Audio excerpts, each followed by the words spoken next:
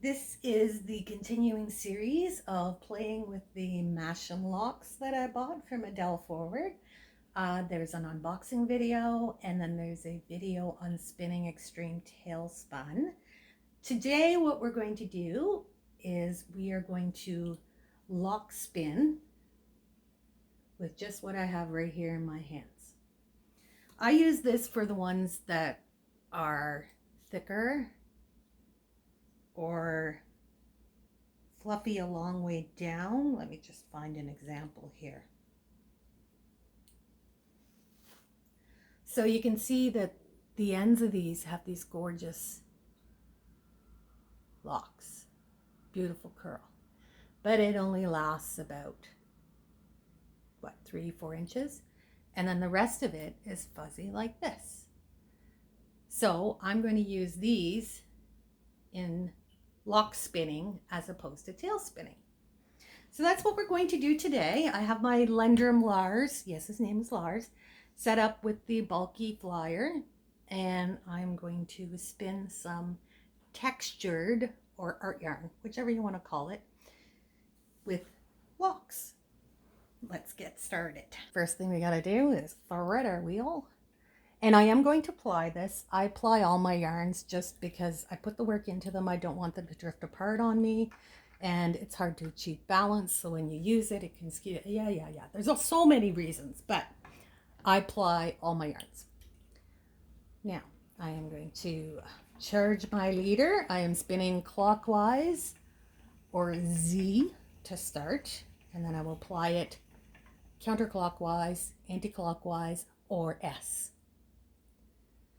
So to start with, I'm just going to take a little bunch here. And I'm just going to rip off a chunk. I'm going to take this into my lap. And I'm just going to, you can see how it's felted together a bit. I'm just going to pluck it, pull it apart. Try to keep some of those tips.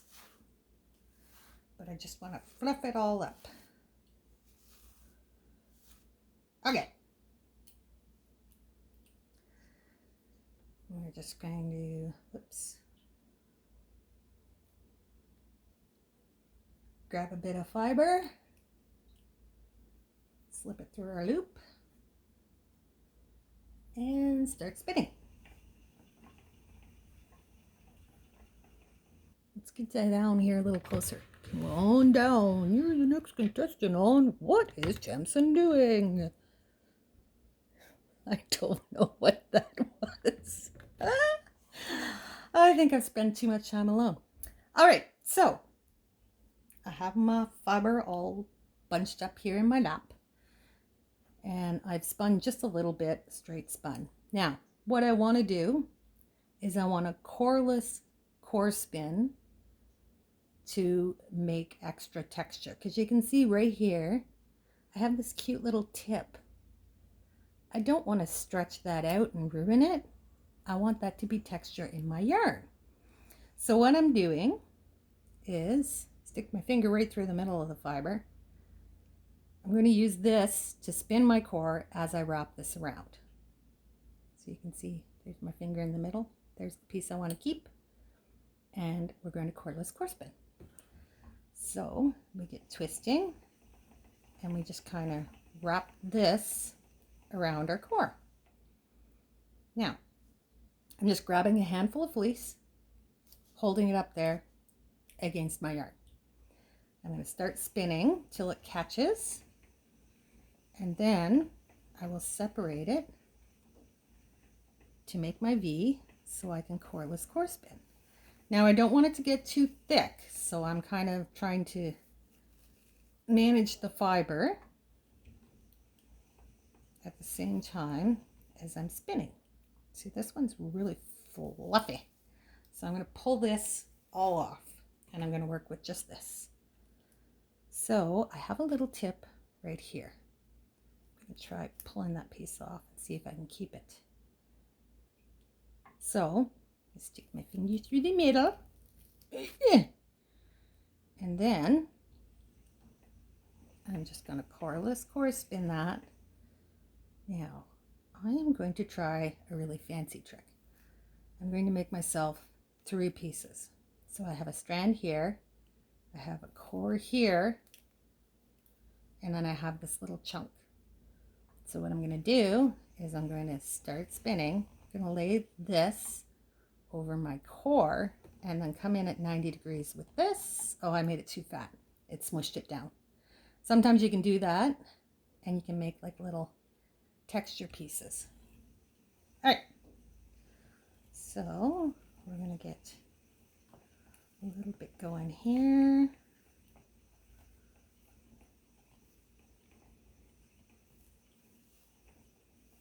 Now,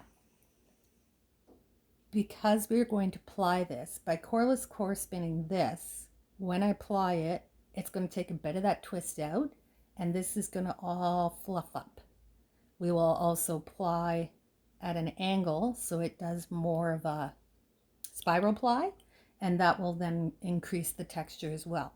So if you don't have any tails or little bits for a while, that's fine. Just keep cordless core spinning. So make that V or Y, whichever letter you prefer. I use V because it doesn't get used very much. And the letter, that is. It must get lonely. And just keep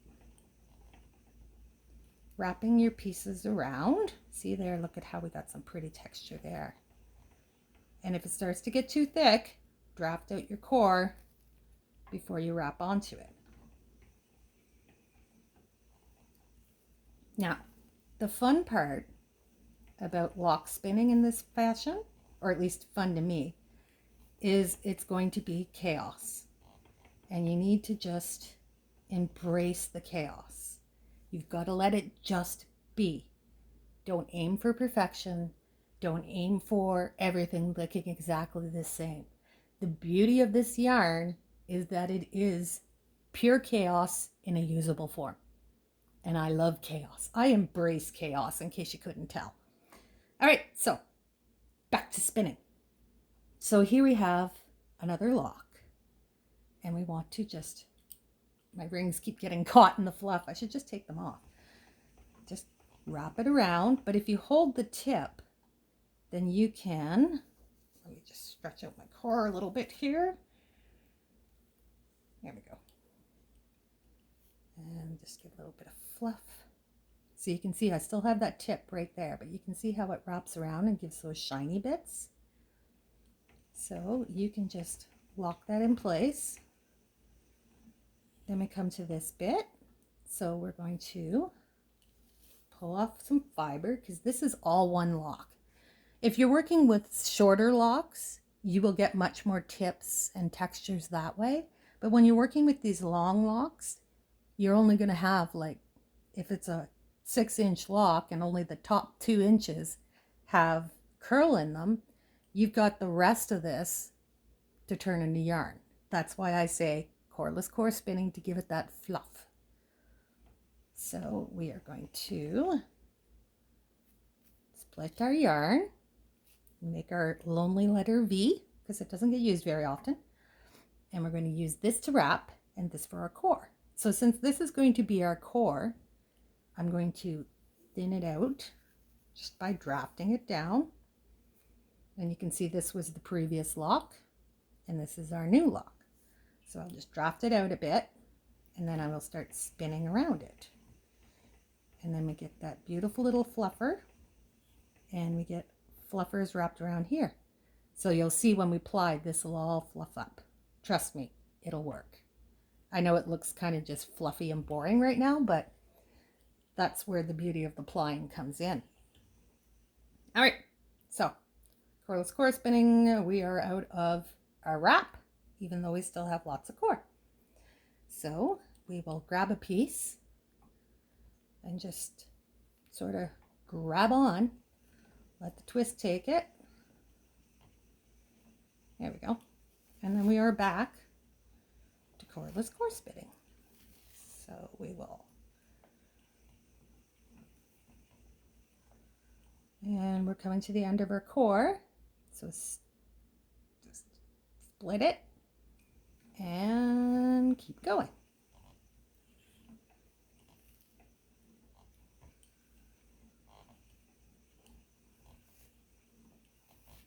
just keep tugging. Now, you can see here, if I keep spinning this, all of a sudden I'm going to have like big fat yarn.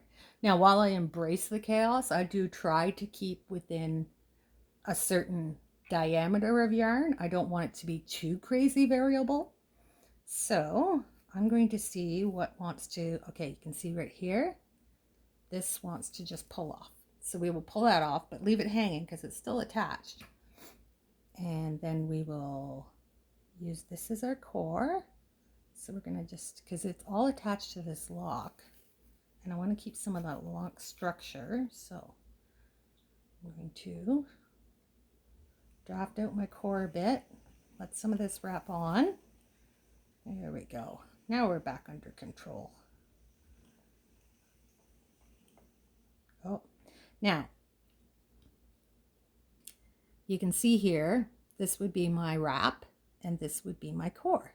But I have this little silky bit of yarn here, or locks here, that I want to be on the outside, not the inside. So I just reverse. Now this will become my core and this will become the wrap. It's really that simple. And now I've gotten really, really thin on my core. So I will take some fiber and I will wrap from the side at a 90-degree angle, let it catch on, and start wrapping that really thin core. And I just keep spinning this piece here because I keep coming across silky parts on the underside that I want on the upper side. So I'm just twisting around, embracing the chaos. Okay. Now there's my core, needs more, so I'm just going to grab a little bit of fleece from down here and continue going.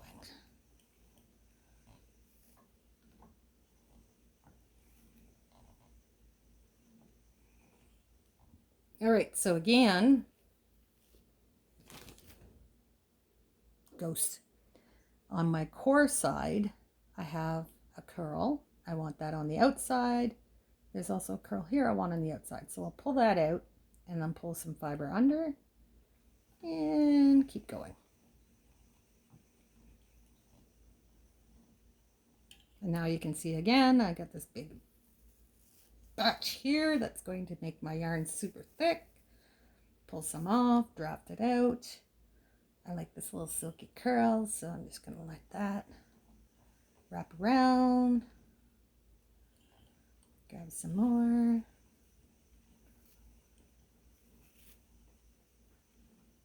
Remember, embrace the chaos.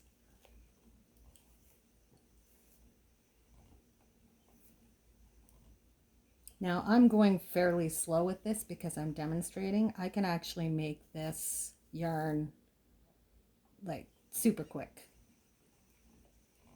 Much quicker than the extreme tail spun, absolutely.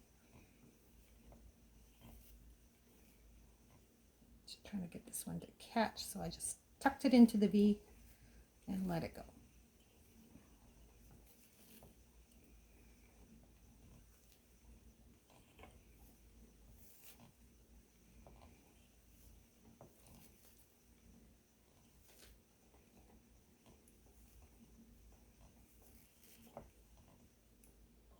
All right, so that's about 12-15 minutes of demonstrating and spinning. So what I'm going to do is I'm going to show you the magic of the ply on this yarn. So first thing I'm going to do is build up my twist in that end, fold it back on itself, and let it ply back on itself to maintain that twist.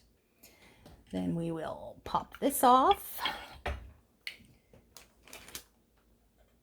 and plop it on my Lazy Kate, sorry. Oh, here comes Bobo. Here he is. It's like, what are you doing, Mom? He actually came in from the catio.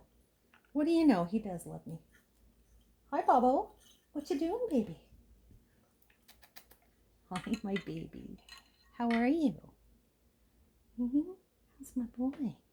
As with my extreme tail spun, I'm going to use this bright pink plying thread. I don't know that there's any pink in this particular one, but it will make for consistency across my skeins so I can use them all in the same projects. Put this between my legs. Otherwise it'll roll all over the floor. Bubba will chase it everywhere, and then I will have thread all over my house. Ask me how I know. Yes, from experience. Now I spun Z or clockwise, so I will need to ply S. So counterclockwise, anti-clockwise, whichever term you prefer. All right, so we're just going to ply, and what we're doing, or what I'm doing, shouldn't say we, you're not doing it at the moment, is I'm bringing my plies in to meet, not at a 90-degree angle, but coming in from like sides, so that it does, I'm not good with words, so that it does this. We don't want an even ply. And you can see how sections where we've just cordless core spun now have extra texture and floofs, because we like the floofs. So just hold your hands out to the sides and just bring them in and let them ply. Embrace the chaos. So when you get to pieces like this and you ply them together, you get this beautiful textured chaos. I love it. I love, love, love a textured yarn. I don't know why. Probably the chaos thing. Because I do embrace chaos for sure. All right, I'm just going to increase my uptake a little bit. But you can see how it's all floofing out. But this is like, it's not going anywhere. Like, that's strong. It's not going to break.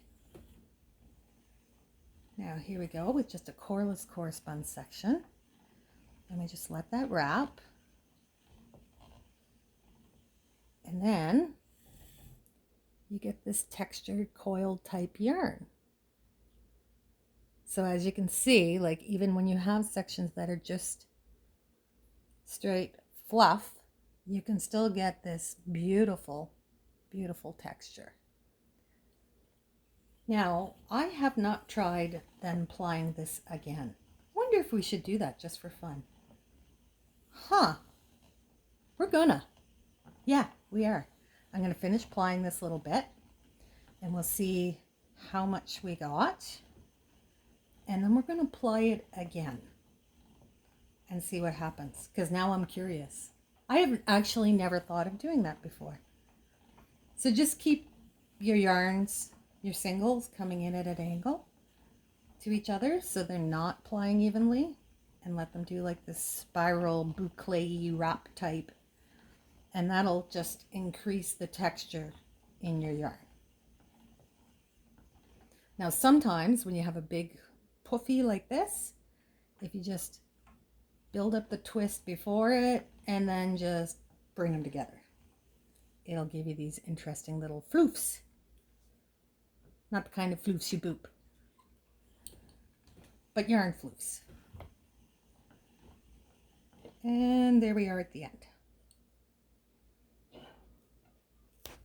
All right, so we're gonna experiment, guys.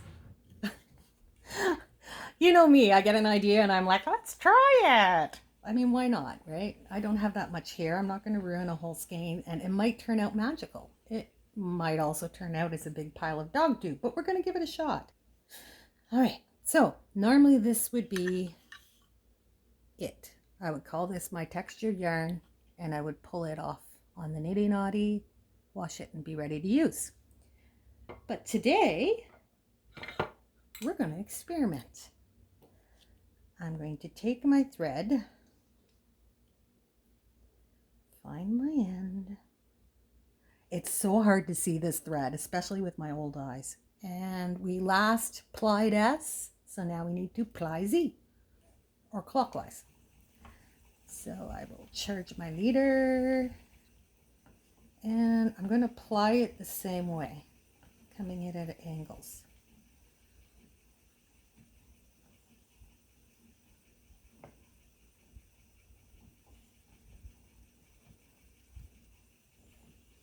All right, that's not working, so let's try this.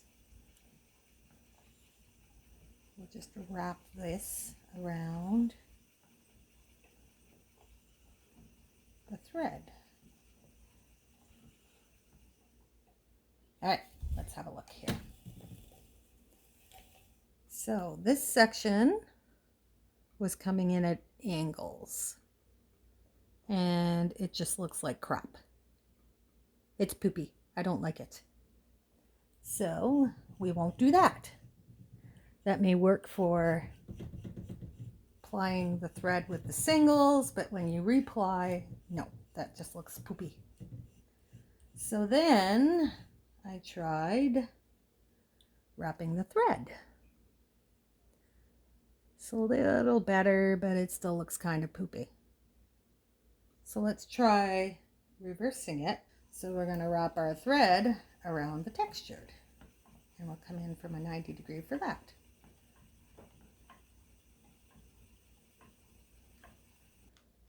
All right, so this is wrapping the thread around the textured. And you know what? That's poopy too. I don't like it. So I'm going to call this a failed experiment. Can you hear that, guys? A failed experiment. So this is how my textured yarn normally looks. It's thread wrapped, fuzzy and shiny and curly, and I just love textured yarn, and it feels nice to play with. Now here's our experiment, and it did not go well. You can see that it flattens out the floof, and I don't like it. It's just messy, and I like chaos, but this isn't chaos. This is just nonsense. So this is good chaos. This is bad chaos. Do you see the difference? This one, there's floofs and texture, and this one is just bleh. It's just gross. So while I embrace chaos, this is hideous. It's just hideous. So I'm not going to be doing that again. But unless you try, you don't know. So we tried, and now we know. It's dog poo-poo. This is beautiful. This is controlled chaos. Just the way I like my life. Controlled chaos. So that's how you lock spin a textured yarn. And that's the end of it for today. If you like this, do the stuff down below. I do this kind of stuff all the time. And as you can see, sometimes not always successfully. I'll see you next time, guys.